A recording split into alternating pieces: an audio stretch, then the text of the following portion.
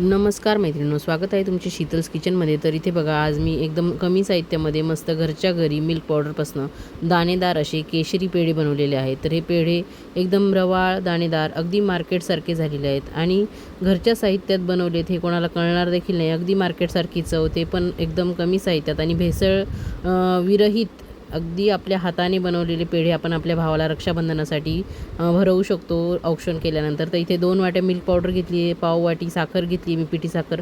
त्यानंतर पाव वाटी दुधामध्ये केसर टाकून घेतलेलं आहे. इथे अर्धी वाटी दूध घेतलेलं आहे. त्यानंतर 2 ते 4 चमचे इथे साजूक तूप घेतल्यानंतर इथे बदामाचे काप करून घेतलेले आहेत आणि इथे 15 ते 20 केशरच्या काड्या घेतलेल्या आहेत. तर हे सर्व साहित्य अगदी आपल्या घरी उपलब्ध असतं आणि बाहेरचं मार्केटला आता सणवार सुरू झाल्यामुळे खूप जास्त भेसळयुक्त मिठाईसुद्धा मिळते. त्यामुळे घरच्या घरी आपल्या हाताने ही करायची आहे. तर अर्धी वाटी दूध गरम कढईमध्ये मी टाकून घेतलेलं आहे.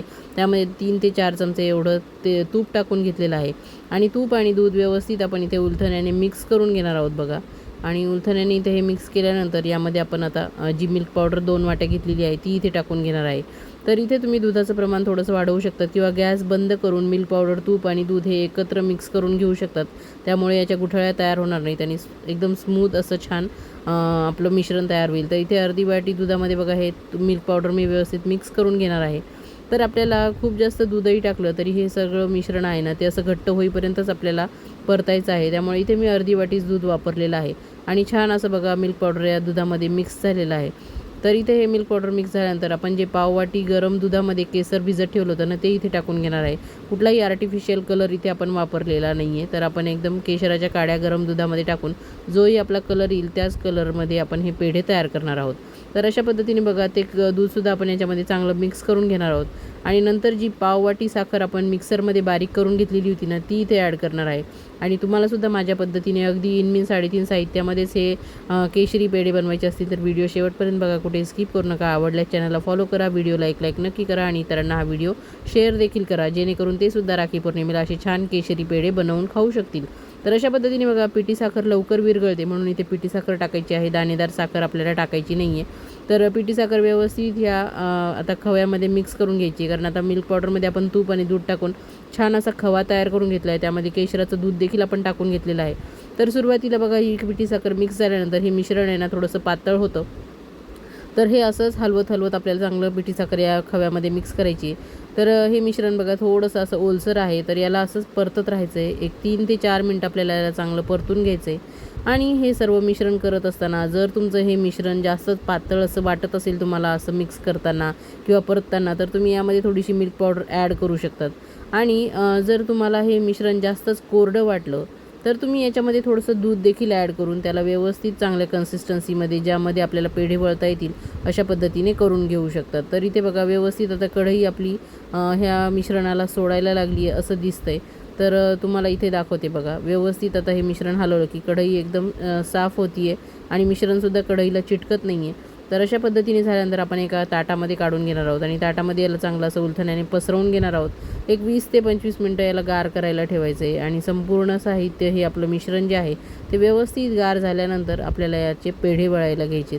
तर तुम्ही हे काम अगदी घरातल्या लहान मुलांनासुद्धा देऊ शकतात. फक्त तुम्हाला हे कढईत गरम करण्याचं काम करायचं आहे आणि घरातली कोणतीही व्यक्ती तुमचं दुसरं काम होईपर्यंत हे पेढे वळू शकतील. इतके साधे, सोपे आणि चवदार, चविष्ट, अगदी कमी साहित्यामध्ये, बिलकुलही जास्त तामझाम करायची गरज नाही. खूप जास्त याला म्हणजे असं किचकटपणा पण नाही आहे हे पेढेवर करण्यासाठी आणि वळण्यासाठी. तर एकदम सोप्या साहित्यामध्ये होतात आणि मिल्क पावडरपासून अगदी आपण मार्केटमध्ये मिळतो तसाच हा खवा तयार करून घेतलेला आहे. त्यामुळे चवीलासुद्धा एकदम भन्नाट असे झालेले आहेत.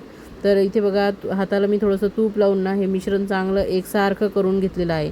ताटाला चिटकलेलं देखील मी काढून घेत आहे. हाताला तूप लावल्यामुळे काय होतं, हे मिश्रण एकजीव करताना आपल्या हाताला चिटकत नाही आणि अशा पद्धतीने चांगलं एकसारखं आपल्याला याला मळून घ्यायचं आहे, म्हणजे छान एकसारखे आपले पेढे वळता येतील आपल्याला. आणि इथे तुम्हाला दाखवते बघा मिश्रण किती छान असं मऊसूत आणि रवाळ झालेलं आहे.